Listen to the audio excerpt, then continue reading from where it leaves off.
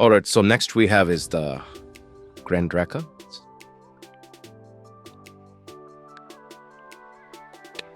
This move line is the Grand Tracker. It helps us detect early trend changes in the market behavior.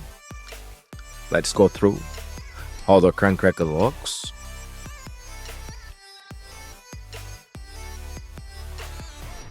So when we have a bullish move, the Grand Tracker will change color from bearish to bullish, and the price action will try to match up.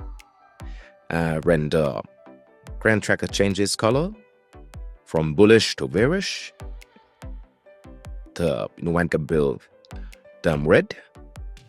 Same here, the Grand Tracker changed, price went up, the Grand Tracker changed, so the price went down.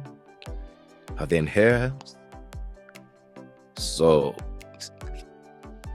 it helps us detect the trend changes in the market and allows us to